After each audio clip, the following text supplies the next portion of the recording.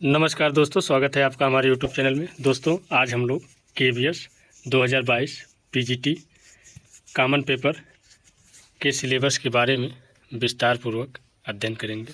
मित्रों, आपका कोई भी विषय हो PGT में, सभी के लिए कॉमन पेपर अनिवार्य है। तो आज हम लोग इसके सिलेबस को हिंदी माध्यम में देखेंगे। बड़ी मेहनत से हमने हिंदी में ट्रांसलेट किया है, उसके बाद आप लोगों के सामने प्रस्तुत कर रहा हूँ। एक चीज़ और जान लीजिए, PGT के लिए जो एलिजिबिलिटी है, MA में आपका 50% होना चाहिए और MA के साथ B.Ed कंप्लीट होना चाहिए, ना कि अपेयरिंग। आपको फॉर्म के आवेदन में रिजल्ट कंप्लीट दिखाना है। तो आइए हम लोग शुरू करते हैं। देखिए, स्नातकोत्तर शिक्षक की सीधी भर्ती के लिए परीक्षा की योजना। इसमें लिखित परीक्षा 180 अंकों की होती है। 180 वस्तुनिष्ठ प्रकार के बहुविकल्पी प्रश्न, जिसमें प्रत्येक प्रश्न के लिए 1 अंक होते हैं। लिखित परीक्षा की अवधि अलग अलग प्रत्येक भाग के लिए बिना किसी समय सीमा के 180 मिनट की होगी। यानी कि आपको कॉमन पेपर और जो आपका सब्जेक्ट होगा, दोनों एक ही साथ CBT मोड यानी ऑनलाइन मोड में कंप्यूटर स्क्रीन पर दिखेगा। इसमें देखिए, सिलेबस को 4 भागों में बांटा गया है। अनुभाग का नाम प्रश्नों की प्रकृति। इसमें देखिए, पहला भाग है भाषाओं की प्रवीणता। इससे 20 प्रश्न पूछे जाएंगे।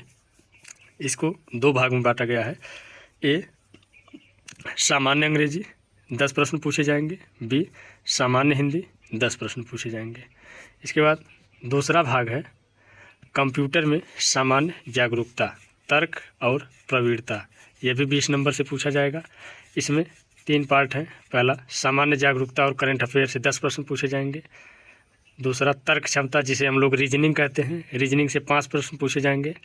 तीसरा, कंप्यूटर साक्षरता यानी कंप्यूटर से भी 5 प्रश्न पूछे जाएंगे।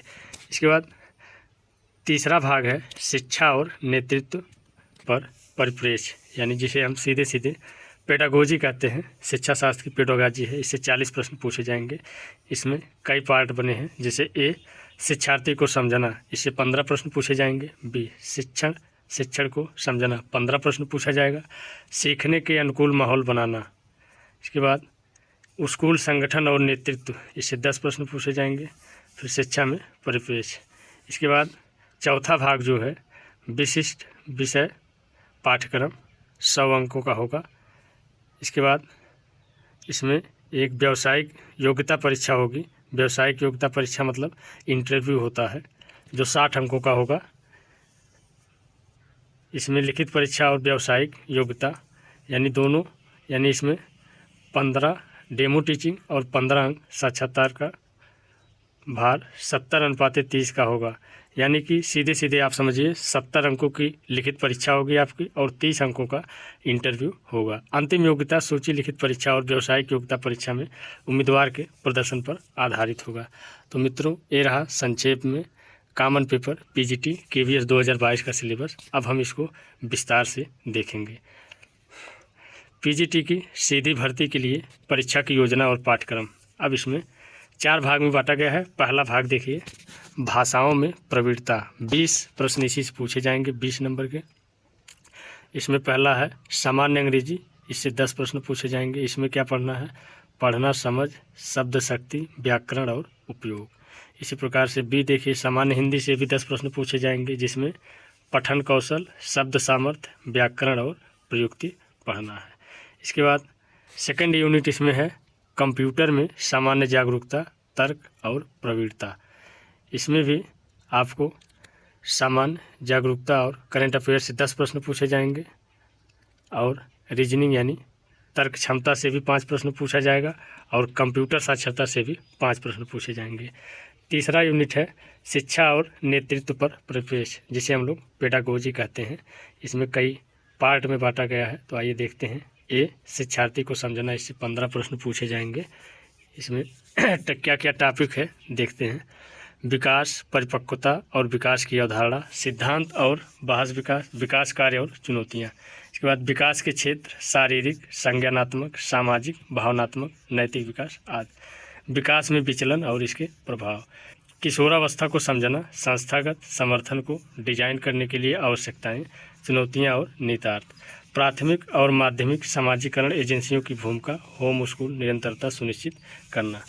इसके बाद इसमें बी देखिए, टीचिंग लर्निंग को समझना, इससे भी 15 प्रश्न पूछे जाएंगे। इसमें क्या क्या पढ़ना है देखिए।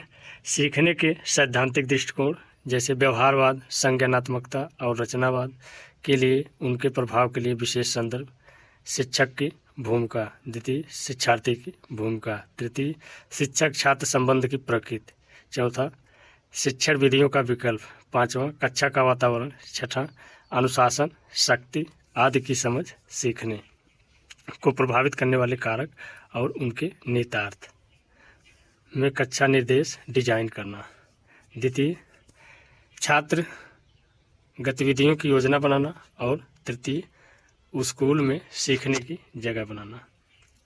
शिक्षण अधिगम की योजना और संगठन, पाठचर्या की अवधारणा और पाठचर्या, प्रत्यक्ष और गुप्त पाठचर्या के सिद्धांत, पाठ्यक्रम, संगठन, द्वितीय योग्यता आधारित शिक्षा, अनुभवात्मक अधिगम आदि, तृतीय निर्देशात्मक योजनाएं, वर्ष योजना, इकाई योजना, पाठ योजना, शिक्षण सामग्री और संसाधन। इसके बाद इसमें पांचवा देखिए, शिक्षण अधिगम के लिए सूचना और संचार प्रौद्योगिकी, जिसे हम लोग ICT कहते हैं, ये आप लोग BEd ट्रेनिंग के अंतर्गत पढ़े होंगे अच्छे से।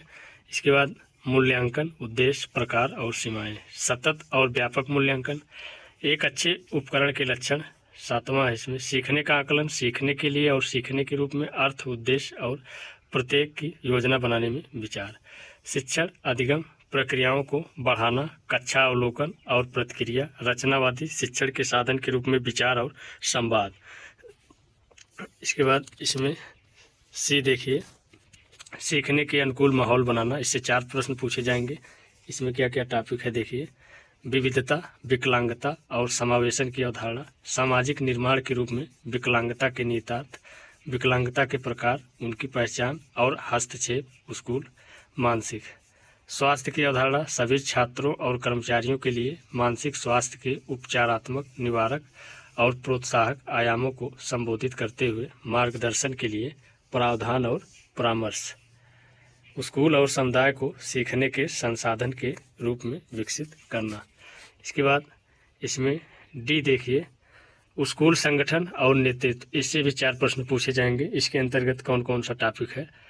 चिंतनशील व्यवसायी, टीम निर्माता, आरंभकर्ता, कोच और संरक्षक के रूप में नेता, स्कूल नेतृत्व पर परिप्रेक्ष्य, निर्देशात्मक, वितरित और परिवर्तनकारी, विजन बिल्डिंग, लक्ष्य निर्धारण और स्कूल प्रक्रियाओं और मंचों का उपयोग करके शिक्षण सीखने, वार्षिक कैलेंडर को मजबूत करने के लिए स्कूल विकास योजना बनाना, समय सारणी बनाना, अभिभावक शिक्षक मंच, विद्यालय सभा, शिक्षक विकास मंच, शिक्षण अधिगम में सुधार के लिए उपलब्ध डेटा का उपयोग करना, विद्यालय स्व मूल्यांकन और सुधार, समुदाय, उद्योग और अन्य पड़ोसी स्कूलों और उच्च शिक्षा संस्थानों के साथ साझेदारी बनाना, सीखने वाले समुदायों का निर्माण करना।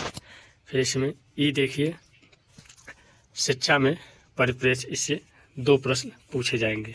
इसके अंतर्गत देखिए NEP यानी न्यू एजुकेशन पॉलिसी अर्थात नई राष्ट्रीय शिक्षा नीति 2020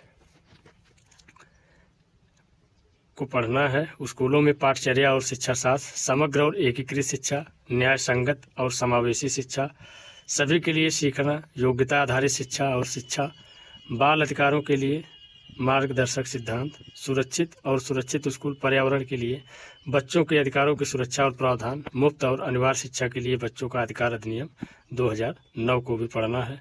इसके बाद स्कूल के विशेष संदर्भ में ऐतिहासिक रूप से शिक्षा में राष्ट्रीय नीतियों का अध्ययन करना, शिक्षा, स्कूल पाठचर्या सिद्धांत, परिप्रेक्ष्य, सीखना और ज्ञान, पाठचर्या क्षेत्र, स्कूल चरण, शिक्षा शास्त्र और मूल्यांकन। तो मित्रों, ये तीसरी यूनिट पेडागोजी की है, जिसे शिक्षा शास्त्र कह सकते हैं। इसके बाद लास्ट यूनिट यानी भाग 4 विशिष्ट विषय पाठ्यक्रम 100 अंकों का होगा। इसका सिलेबस हमने कल के वीडियो में उपलब्ध कराया है और उसका PDF डिस्क्रिप्शन बॉक्स लिंक में डाला गया है और आज का भी PDF डिस्क्रिप्शन बॉक्स के लिंक में डाल दिया गया है। तो आप लोग वहां से PDF डाउनलोड कर लीजिएगा। इसके बाद जब आपका रिटन एग्ज़ाम क्वालिफाई हो जाएगा तो उसके बाद आप लोगों की प्रोफेशनल कॉम्पिटेंसी टेस्ट यानी डेमो टीचिंग एंड इंटरव्यू 60 अंकों का होता है। लिखित परीक्षा और व्यावसायिक योग्यता परीक्षा यानी डेमो शिक्षण और साक्षात्कार का भार 70:30 के अनुपात में होगा। यानी आपका जो रिटन एग्ज़ाम है वो 70% का होगा और जो 30 के अनुपात में होगा वो इंटरव्यू होगा। तो मित्रों, कैसा लगा आपको आज का वीडियो कमेंट करके ज़रूर बताइए। तो मित्रों, मिलते हैं नेक्स्ट वीडियो में, तब तक के लिए धन्यवाद। जय हिंद, वंदे मातरम।